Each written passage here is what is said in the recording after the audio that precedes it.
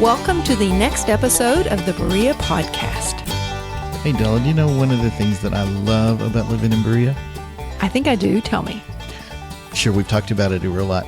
Love it how people just knock on your door. Come and knock on my door. You get it from Three's Company? I get it. It was good. It was a good one. Is it? But they knock on your door and they want to include you or give you things. And that's, I think, pretty unusual. We have had two different times that two completely different people knock on our doors or just say, hey, do you know? The funniest one that's never happened before is somebody knocked on our back door and said, hey, do you know your chickens are out? That's right. That was pretty true. You know, so they were concerned about our chickens, and that's pretty cute.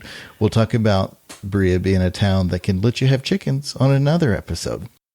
But this one is about people just knocking on your door and offering you things, particularly an interesting story connected to the Berea Urban Farm here. Do you remember when we were just moving in and knock, knock, knock? Richard Olson knocked on the door. We were here like a week or so and said, hello, you're in the Urban Farm District, and we'd like to plant some thornless blackberries and apple tree in your yard. Do you mind? And of course, I looked at Della and she said no, and I said no. And so really that knock on the door led to, and we've got some pictures over on our website. We've got like blooming blackberry bushes right next to the curb of our front yard. I thought that was pretty cool. It is pretty cool. And then they came and they've now planted some green beans. So we're going to have some white half runners in our backyard. That was another day. And that cost us like $0. We had to put some sweat equity in on that. And not a lot of sweat. Is really not. On the ones in the front yard, we just stood and watched a bunch of students do it. It was awesome. It was like the best. They just planted a bunch of stuff that's going to bear fruit eventually. And we just said, thank you. Thank you very much. And then they thanked us like we were doing them a favor. Pretty awesome. That was pretty awesome. And then we've got these beans in the backyard, part of another project. How much sweat equity did you have in that? Did you have to do a lot? I had to till the land. Or till. It's like 20 feet. Did you have to till the land? It's 20. It's a 20-foot row. But it's 3 inches wide. Oh, well. Right. So I had to do that. This is definitely a first world thing. Then put the posts in for the trellis for the beans and then plant the beans. But yeah, that was something. Yeah. I'm excited, but you're right. People will just come and knock on our door and offer us things or stop by. And lots of times we'll get people with just questions. I got somebody who came to the door one day and just asked me if I knew so-and-so. And I said, I'm sorry, I don't. Do they live here? No, they don't. Do they live over there? And I said, maybe. And it was just somebody looking for somebody they knew lived on the street. And they did not look dangerous. They looked pretty harmless. They just had gotten their houses confused. But that's kind of fun. Right. And when we lived on Jackson Street, we had lots of, I always thought I should do a blog, as seen on Jackson Street, because there's so many fun things. List 3 things that were hysterical. So there were so many things. There was one time there was a young woman who walked down the street playing her dulcimer, just played her dulcimer as she walked down the street. Another time there was a horse and carriage that went down the street.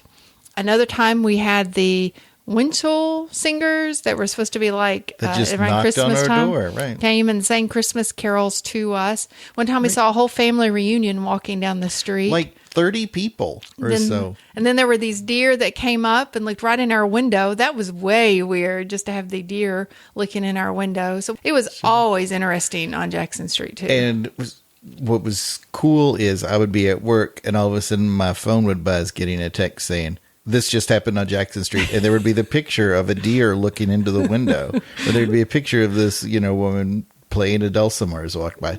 So it definitely added to the, our experience there. So it's not just this place. People knock on your door wanting to help you all the time here in Berea. They do. Do you know something? A different kind of knocking on the door. I recently relayed to a colleague of mine how we had this young man come and explained that he was down on his luck and he was expecting his tax return. It had not come in and he needed some money just to stay in the hotel through the weekend. But he didn't ask us for money. He asked for us if he could mow our lawn or something. And you said, why, sure, go ahead and mow our lawn, which was great because you didn't really feel like mowing it. So it was great that he did.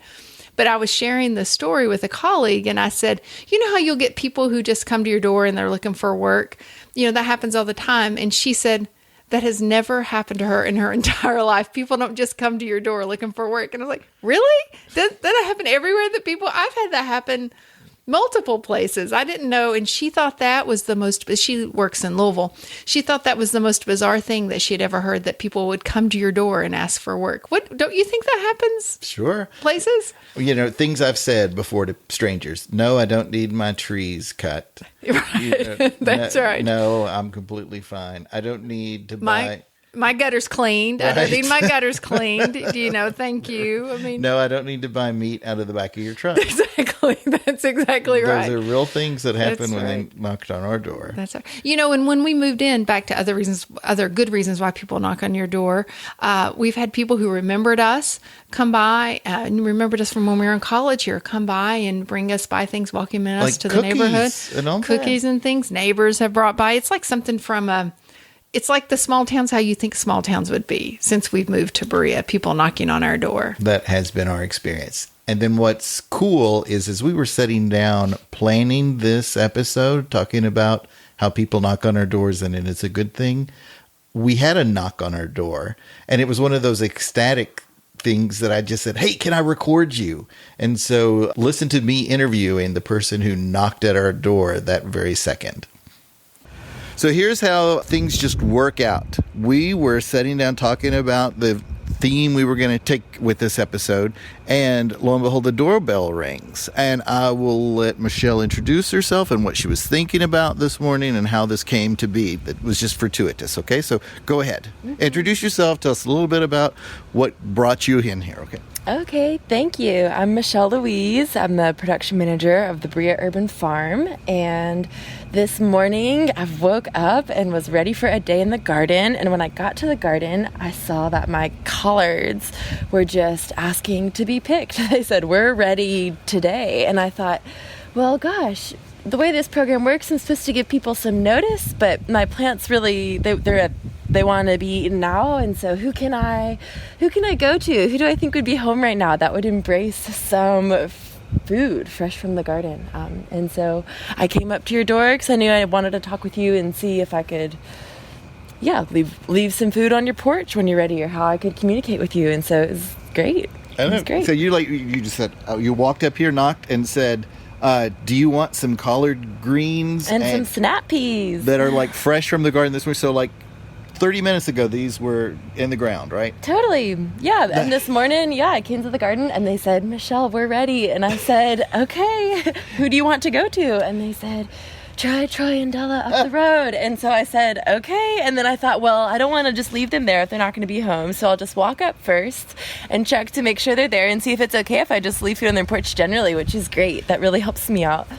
And then here we are. All right, and in your own words, summarize what the Urban Farm is and what the Buff Shares program is. So the Berea Urban Farm is an educational market garden in the heart of Old Town Berea that is striving to create a food-secure community, really through growing local food, but then also through meeting our neighbors and connecting with our neighbors through the Old Town Urban Ag District. So just trying to get people growing their own food and growing food for them.